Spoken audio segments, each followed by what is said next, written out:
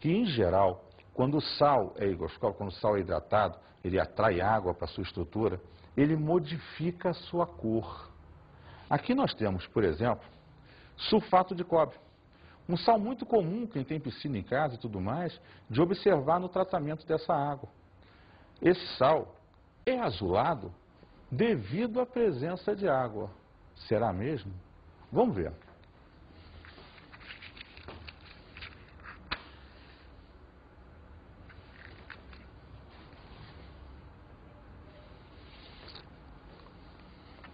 Eu coloquei um pouquinho desse sal previamente num tubo de ensaio e vou aquecer esse tubo. Com que finalidade? Aquecer tem a finalidade de retirar a água, caso ela exista. Vamos ver o que vai acontecer nesse aquecimento. Repara que inicialmente ele está azulado, disse eu, em função da água que estava presente nas suas moléculas.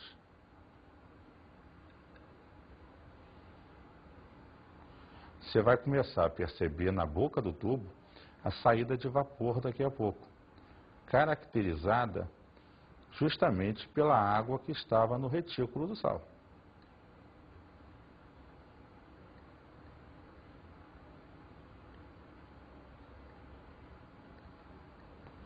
Você já começa a observar na superfície do sal que ele está modificando a sua cor.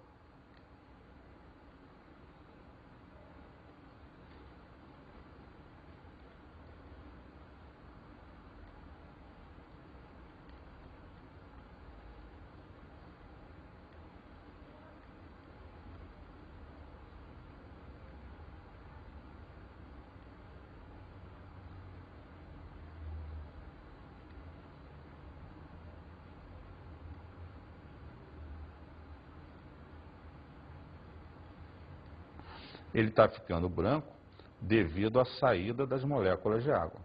E você vai ver que aos poucos ele perde toda a água do seu retículo. Acho que já deu para você perceber, eu botei muita quantidade, a cor branca se formando devido à saída dessa água. Então esse sal, que necessariamente era totalmente azul, vai perdendo água, seu retículo, e aí ele se tornará o sal anidro, o sulfato de cobre anidro, sem água. Agora imagina você que eu deixe cair um pouquinho de água dentro desse tubo. Observa o que vai acontecer com a coloração do sulfato de cobre.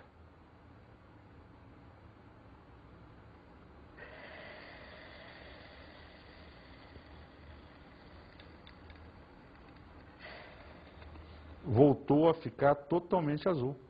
Ou seja, ele foi reidratado forçadamente por mim, para te mostrar que a presença de água no retículo, primeiro ponto importante, modifica a cor da estrutura.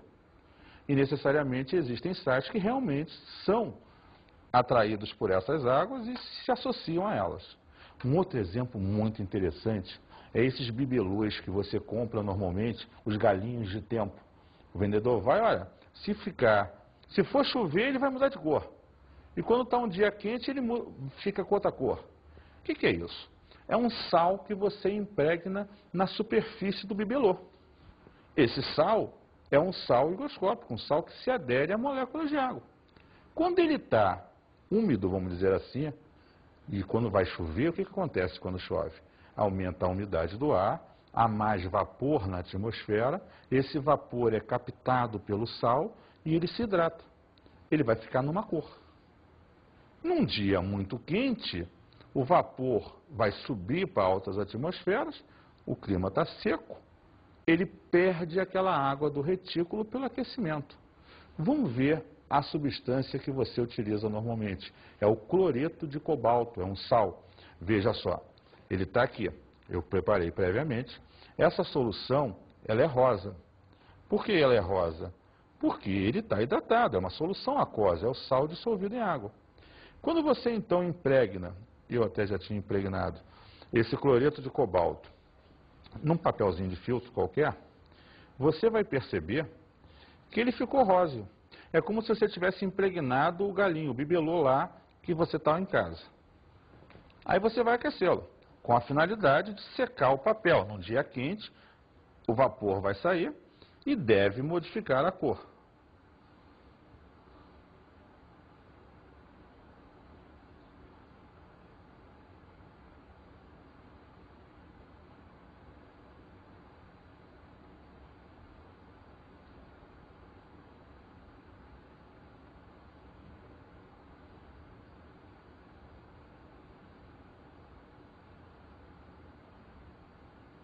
Como você já pode observar, o aquecimento vai retirando a água e o sal que estava presente modifica a sua cor devido à perda de água.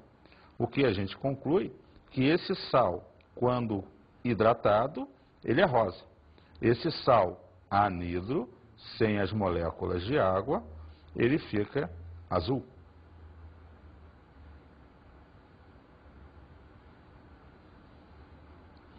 Ou seja, o bibelôzinho lá, o galinho do tempo, se azular, vai denotar para você que está um dia quente. Um dia que com certeza não vai chover. Se esse bibelô ficar rosa, é porque vai chover. Ou seja, aumentou a umidade do ar e essas moléculas se agregaram à estrutura do sal. Com esses experimentos simples, você pode perceber a diferença quando o teu sal é hidratado e quando o teu sal não é hidratado. Ele é anidro. Ok? Observa esse texto vendo a seguir, que completa essa ideia experimental que eu te mostrei.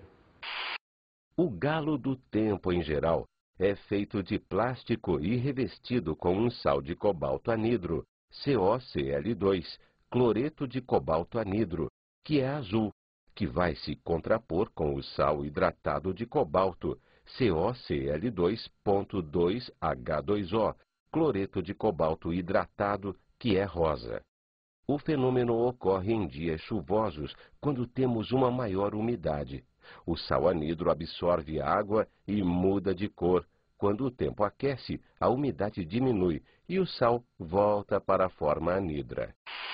Observou então nesse texto a aplicação do dia a dia desse sal nos bibelôzinhos, galinhos ou galinhas do tempo, não importa, mas geralmente impregnados de um sal que, em função da sua hidratação ou não, vai modificar a cor da estrutura. Veja então agora, vamos passar um outro ponto do processo. Nomenclatura de sais. Quando você pensa na nomenclatura de um sal, você vai perceber que esse sal vai ter seu nome em função, primeiro, da presença ou não de oxigênio. Se esse sal não tem oxigênio, lembra, ele é um sal halóide. Você usará para ele o sufixo eto, característico de sais que não têm oxigênio. Por outro lado, se ele é um oxissal, você vai perceber que usa-se a terminação ito ou ato. O que diferencia ser ito ou ato? O número de oxidação. Lembra que os ametais, já foi falado numa outra aula, a de ácido, se o ametal tiver o seu maior NOx, você vai usar a terminação ato. Se o ametal formador do sal tem o seu menor NOx, você vai usar a terminação ito. É sempre bom lembrar, e aí vai aquele lembrete de urgência, que os ametais em geral têm 2 NOxes. O maior é o grupo da tabela ao qual ele pertence. O menor é 2 unidades abaixo. O enxofre, por exemplo, é do grupo 6A. Ele pode ser mais 6 ou mais 4. O nitrogênio, por exemplo, pode ser mais 5. Ah, ele é do 5A, perfeito. Ou mais 3, o menor NOx. Daí o uso do ato e do ito. Vamos observar agora nos quadros. De uma forma geral, você vai pegar o nome do ânion mais a terminação ato, eto e ito, como acabei de te dizer, adicionar a preposição de e, finalmente, o nome do cátion. Lembre, o cátion é o que vem sempre na frente da fórmula e o ânion é o que está no final. Vamos ver um exemplo. CaS. Sulfeto de cálcio. Por quê? Porque não tem oxigênio, terminação eto. Vou pegar um outro exemplo. CaSO3. Aqui o enxofre é mais 4. É o seu menor NOx. Então você vai usar a terminação ito. Sulfito de cálcio. Outro exemplo. Nesse caso, CaSO4, o enxofre é mais 6. Então ele apresenta o seu maior NOx. Vamos usar a terminação ato. Sulfato de cálcio.